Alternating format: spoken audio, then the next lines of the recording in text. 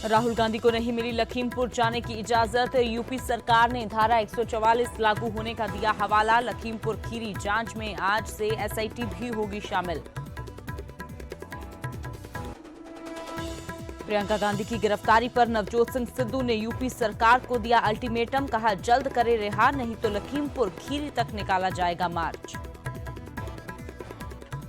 रणजीत सिंह हत्याकांड के case transfer की याचिका को हाईकोर्ट ने किया खारिज। बेटे ने सीबीआई के जज पर खड़े किए थे सवाल। अदालत ने अर्जी लगाते ही फैसला रखा था सुरक्षित। हिमाचल उपचुनाव के लिए कांग्रेस ने जारी की उम्मीदवारों की सूची। न्यूज 18 की खबर पर लगी मोहर। मंडी से प्रतिभा सिंह को मिली टिकट।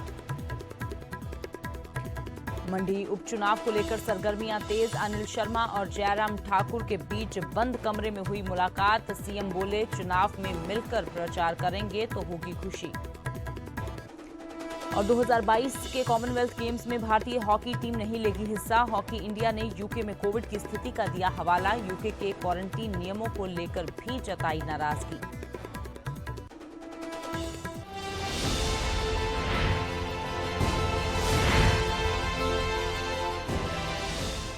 नमस्कार, न्यूज 18 पंजाब हरियाणा हिमाचल देख रहे हैं आप और आपके साथ मैं हूं अमृत वर्दी। बुलेटिन की शुरुआत करते हैं लखीमपुर कांड के साथ। इस बवाल के बीच में सियासतदानों की नो एंट्री हो गई है। लखीमपुर में राहुल गांधी को भी नो एंट्री हो गई है। राहुल को लखीमपुर जाने की इजाजत नहीं मिली है। यूपी सरकार ने धारा 144 लगे होने का हवाला दिया है। लखीमपुर जाने की यूपी सरकार से अनुमति राहुल गांधी की ओर से मांगी गई थी, लेकिन ये इजाजत नहीं मिली है। मृतक किसानों के परिजनों से मुलाकात करना चाहते हैं कांग्रेसी। प्रियंका गांधी अभी भी यूपी पुलिस की हिरासत में है। प्रियंका गांधी को करीब 2 दिन हो चुके हैं। 2 दिन पहले उनको हिरासत में लिया गया था, लेकिन अभी तक उनको रिहा नहीं किया गया है। और इस बीच अब राहुल गांधी ने अनुमति मांगी थी लखीमपुर जाने के लिए, लेकिन राहुल की लखीमपुर में नो एंट्री, क्योंकि आपको बता दें कि धारा 144 लखनऊ में लगा दी गई है। 8 तारीख तक, 8 अक्टूबर तक जो है वो धारा 144 लगा दी गई है। और इसके अलावा खास तौर पर जो गैर बीजेपी पार्टियां हैं, कांग्रेस है, उसको जाने की इजाजत नहीं दी जा रही। फिर चाहे वो पंजाब से कांग्रेस की लीडरशिप हो या फिर दिल्ली से अगर बात की जाए। इसके अलावा कल आम आदमी पार्टी की ओर से कोशिश की गई तो उनको भी रास्ते में ही रोककर हिरासत में ले लिया गया। इससे पहले पंजाब के डिप्टी सीएम गए तो उनको भी हिरासत में ले लिया गया। और अब राहुल गांधी को भी इजाजत नहीं दी गई है। फिलहाल राहुल मीडिया के मुखातिब भी आज होंगे। क्या कुछ वो कहते हैं इस पर भी नजर बनी हुई है, और क्या अनुमति ना मिलने के बावजूद भी राहुल गांधी की ओर से कोशिश की जाती है जाने की, और अगर ऐसा होता है तो स्थिति कैसी बनती है, इस पर भी नजर बनी हुई है।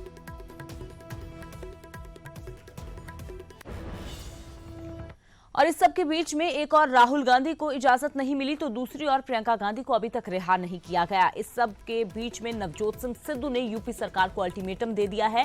प्रियंका गांधी की गिरफ्तारी के विरोध में यह अल्टीमेटम दिया गया है। नवजोत सिंह सिद्धू ने कहा प्रियंका को जल्द रिहा किया जाए, नहीं तो लखीमपुर खीरी तक मार्च निकालेंगे।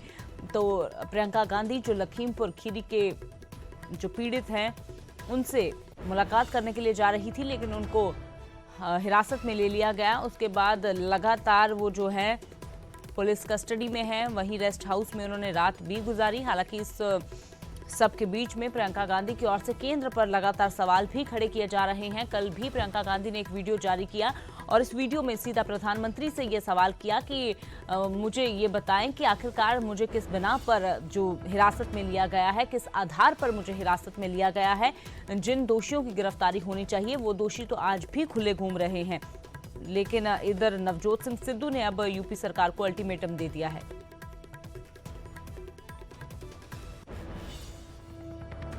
तो लखीमपुर खीरी में रविवार को जो कुछ भी हुआ उसके बाद भड़की हिंसा में 4 किसानों समेत 8 लोगों की मौत की पोस्टमार्टम रिपोर्ट आ गई है। पोस्टमार्टम रिपोर्ट में खुलासा हुआ है कि किसी की मौत गोली लगने से नहीं हुई। रिपोर्ट में सामने आया है कि किसी की मौत शॉक लगने से हुई है तो किसी की हेमरेज से हुई है, लेकिन पोस्टमार्टम रिपोर्ट में गोली लगने की बात नहीं कही गई। तिकोनिया में रविवार को हुए बवाल में जिन 8 लोगों की मौत हुई थी उसमें 4 लोगों के शवों को देर रात ही 3 डॉक्टरों के पैनल ने उसका पोस्टमार्टम किया। इनमें रमन एक टीवी चैनल का स्थानीय पत्रकार था, जबकि 3 लोग भाजपा समर्थक पक्ष के बताए जा रहे हैं।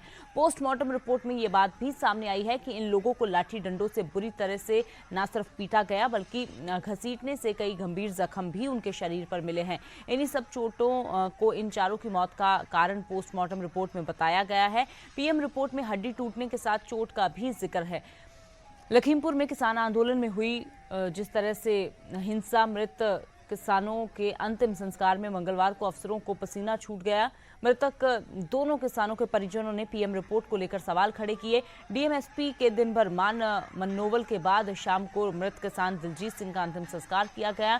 परिजनों ने ना कर दी थी, लेकिन गुरविंदर का दोबारा पोस्टमार्टम करवाने की मांग पर परिजन अड़े रहे, जिसके बाद प्रशासन ने भी दोबारा पीएम कराने की मांग मान ली। लेकिन जिस तरीके से पोस्टमार्टम की रिपोर्ट सामने आई है, उसमें यह साफ हुआ है कि जो गोली लगने से किसी की मौत नहीं हुई है। किसानों की मौत जो है वो घसीटने के कारण हुई है, क्योंकि इस बीच में एक वीडियो भी सामने आया था, जो हम आपको टीवी स्क्रीन पर भी दिखा रहे हैं कि उस वीडियो में कैसे जो किसान चल रहे हैं उनके पीछे एक गाड़ी आती है और वो उनको रौंद कर रख देती है। और इस वीडियो पर भी सवाल खड़े हुए कि ये गाड़ी किसानों पर चढ़ाई जाती है और उसके कारण ही घसीटने से किसानों की मौत हो जाती है।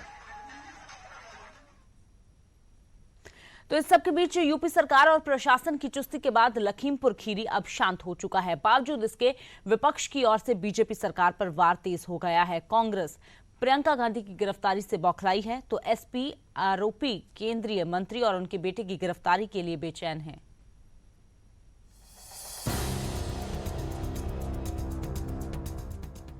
मुआवजे का ऐलान फिर भी घमासान। दिस इज टू मच, ये बर्दाश्त नहीं। आज खून खोल रहा है सारे देशवासियों को। होगी न्यायिक जांच, फिर क्यों परेशान? जेल जब तक नहीं जाएंगे, किसी न किसी रूप में संघर्ष और कार्यक्रम इसी तरीके से चलते रहेंगे। उत्तर प्रदेश में मिला कांग्रेस को मैदान। क्या यही अमृत महोत्सव है कि सत्ता में बैठे हुए लोग हैं वो सत्ता के मद में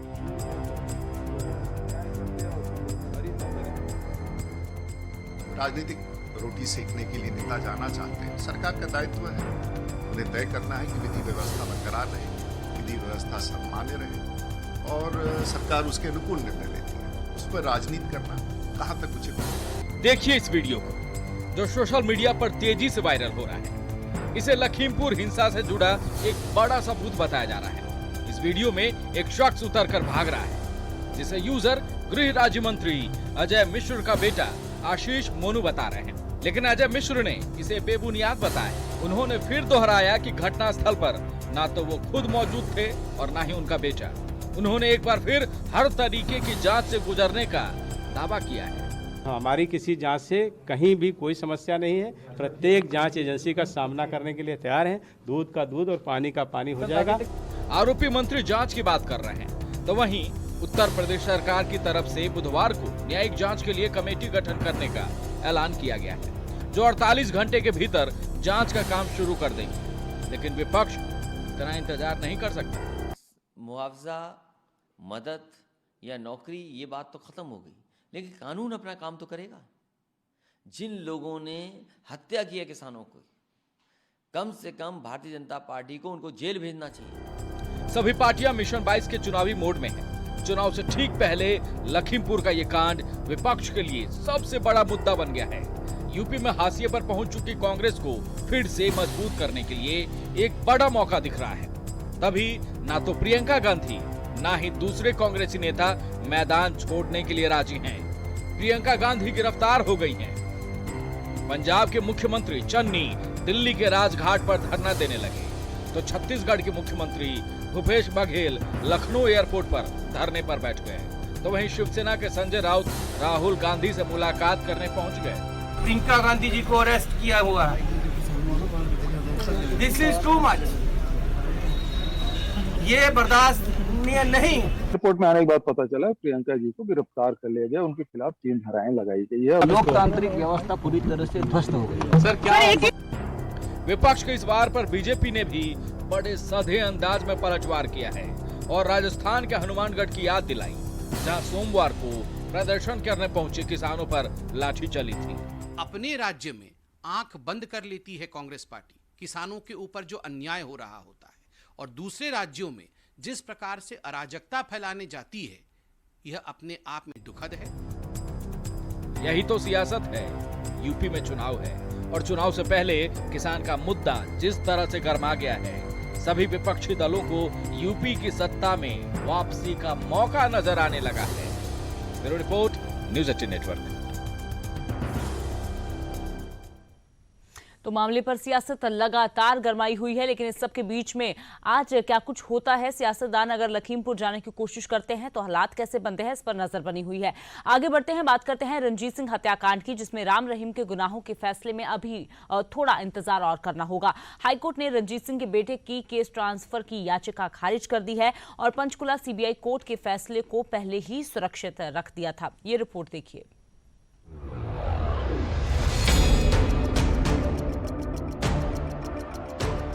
जो फैसला 26 अगस्त 2021 को सुनाया जाना था, उस पर हाई कोर्ट ने रोक लगा दी, क्योंकि रंजीत सिंह के बेटे ने सीबीआई जज पर सवाल खड़े करते हुए हाई कोर्ट में केस ट्रांसफर करने की याचिका लगा दी। लेकिन अब हाई कोर्ट ने उस याचिका को खारिज कर दिया, जबकि इससे पहले डेरे की राजदार रंजीत सिंह हत्याकांड में सुनवाई मुकम्मल हो चुकी है और सीबीआई कोर्ट ने 26 अगस्त 2021 को फैसला सुनाने का दिन तय किया था। लेकिन केस ट्रांसफर की याचिका के लगते ही हाई कोर्ट ने सीबीआई कोर्ट के फैसले पर रोक लगा दी। कुरुक्षेत्र के खानपुर कोलियां गांव का रहने वाला रंजीत सिंह सिरसा में डेरा सच्चा सौदा की प्रबंधन टीम का सदस्य था।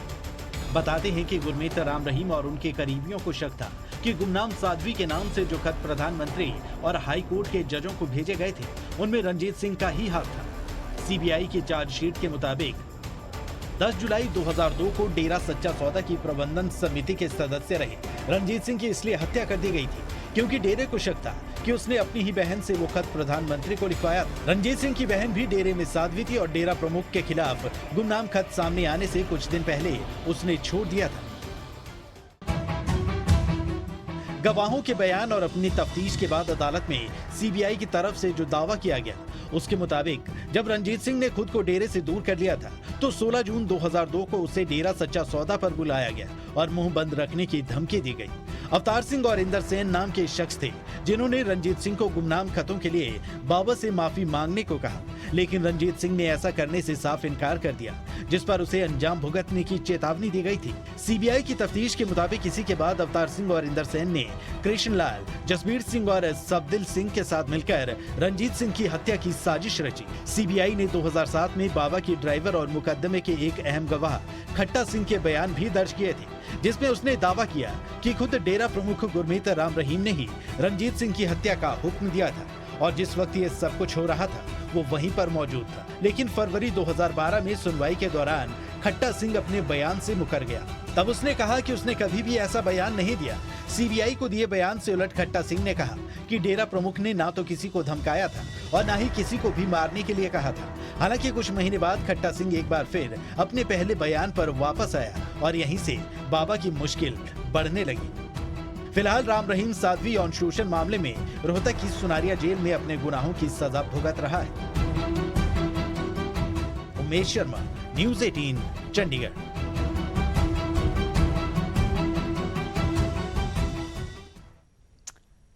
और अब बात करते हैं गुरुग्राम की, जहां अपनी बहू, किराएदार समेत 4 लोगों की बेरहमी से हत्या करने वाले रिटायर्ड फौजी ने भी मौत को गले लगा लिया। जेल से जब उसके सुसाइड की खबर आई तो पुलिस भी सन्न रह गई। पूरा मामला क्या है, इस रिपोर्ट के जरिए देखिए।